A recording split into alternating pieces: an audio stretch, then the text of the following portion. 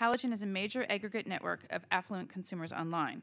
Additionally, Halogen designs and implements digital brand applications, such as FashionTweak.com, for agencies and their clients.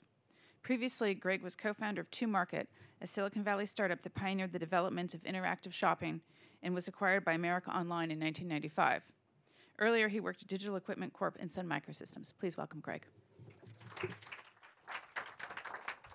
So I'm gonna do some radical presentation surgery on the fly. I think in part because I've had the advantage of sitting through everybody else's presentation and learning, and so some stuff has already been covered. So we'll try to do this a little bit real time. So this was the first startup, CD-ROM, believe it or not. So that was before the browser was actually off and running. So I'm dating myself. I don't talk about the second startup for obvious reasons. It didn't make it. And this is the third, which is Halogen. And we're doing a lot of, I think, good work with some great brands. A question before we get too far into this. Who feels they're underfunded and under-resourced? Okay, so our mission in the next 20 minutes is to share the tricks, lessons, insights, and advice on how to fix that. Because I think this is the #1 challenge facing all of us. We are unloved organizationally. And I think it's particularly important because as the recession ends, it's sort of nicely dovetailing with this dramatic explosion, obviously, of digital and now social media. And so I think we now need to sort of capture this moment, and we're going to need money and people to do it. And if we don't, others will, whether it be Amazon or Zappos on the e-tailer side or new brands being created. Consumers are coming back. I think somewhat adjusted expectations. They're rising in terms of service delivery, in terms of shopping online. And as we all talked about, a lot of transparency now being enabled. It's hard to hide. I've got 5 predictions. I think the first 2 are the most important. The rest I'm going to fly through. My first prediction is if we don't generate 20% of our revenue from digitally derived programs, we have a problem in 5 years. What that means is the demand is generated online, not fulfilled. A lot of us fulfill demand online, but we generate the demand offline. That's not as efficient as generating the demand online. You could fulfill it offline even. But online demand generation is the most efficient way to generate demand. Ask Amazon. They don't spend any money offline.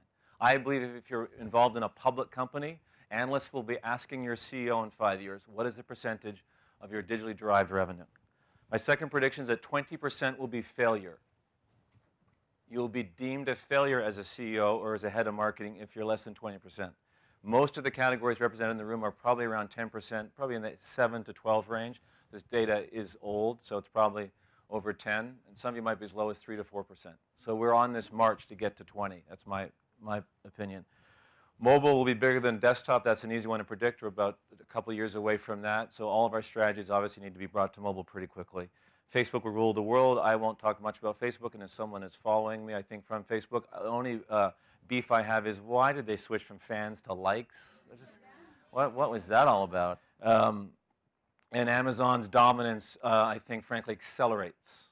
And in part because they have data. And at the very end, I'm going to offer you something completely unrelated to social media, but my point of view around data. And this is why I think Amazon continues to drive an accelerated success. They know everything about all of us.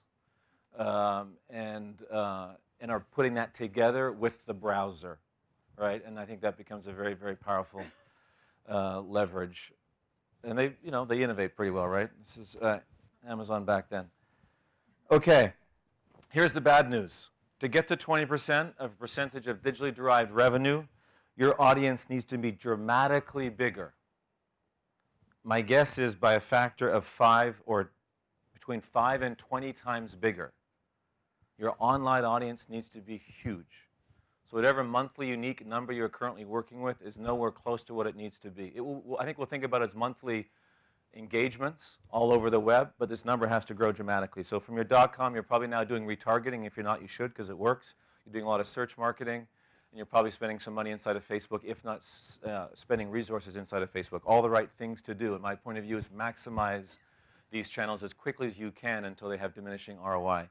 But again, the audience size has to grow, I think, very, very quickly. And this we'll get back to why we're, I think, feeling underfunded. What do we do today? This is 8 days of direct mail into my household. that I captured.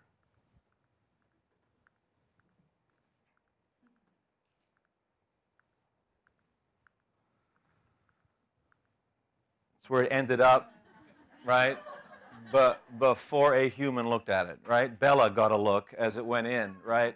That's where I got it all out when my wife had dropped it. We surveyed Gen Y consumers about 3 weeks ago on behalf of one of our clients, and we actually chose MBA students, six-figure income earners or the potential of under 30 years old. Your consumers today and or your future consumer, depending on which brand you are. And here's what they're saying, very different from what Bella the dog saw, right? This is what they're doing and wanting. We've heard a lot today, which is great. I hadn't expected to hear so much about this in terms of brands thinking like media companies and believing they should sort of behave like a publisher. I think that is the right thing to do. And these consumers are asking for content and sort of editorial experiences as part of the brand experience. The YouTube guys' numbers were staggering, I thought.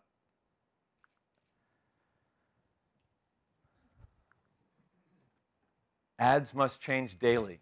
Well, that sounds a little hard to do, but everything else on the web changes daily, right? So, of course, consumers expect your messages to change daily, if not more frequently than daily. Why should they not?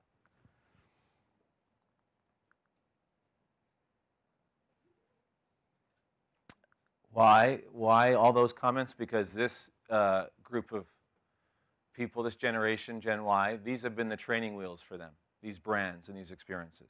And I think as marketers, we have to realize this is the comparison set.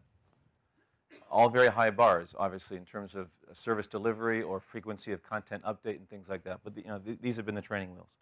Our spending hasn't kept pace. Again, I think we all agree we're underfunded in terms of digital time spent versus digital media dollars. We're still lagging. Okay, so if I was a marketer, this is the wheel I use. I don't think it's all social, but I think a lot of it can be and will be. And I think blogs, and frankly, and social kind of are almost the same thing, meaning that they're all about engaging. I think the original social network were comments inside of blogs, right? There's a tremendous amount of social activity going inside of blogs in terms of looking at the comment streams. Very, very active communities inside of the long tail, if you will. Email, for some, is tiring, and for others, is still, still sort of an accelerating tool. I think the size of the slice of the pie depends on your brand and where you are. So there's no right answer to the size of the slice. I do think, though, that engaging in each slice is important. I was going to talk about blogs. I'm going to blow through this. There's lots of them. They have power. The problem with big web media, so what people call it head tail and big sites and so on, is that you can be there, but no one cares.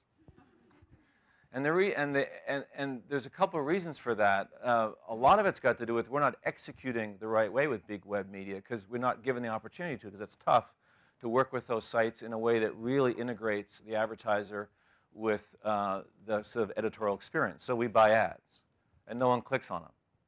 I mean, these are shockingly bad numbers for ad rate click-through on the web, and they're fairly pervasive and universal. And there's some ups and downs. So we need to certainly figure out ad execution, but I would argue that big web media may not be the place to spend as much effort. Blogs are great. There's some downsides. They're hard to work with. It's hard to scale. It can be very custom in terms of implementation. So you do need some help, I think, in terms of scaling a campaign against the long tail.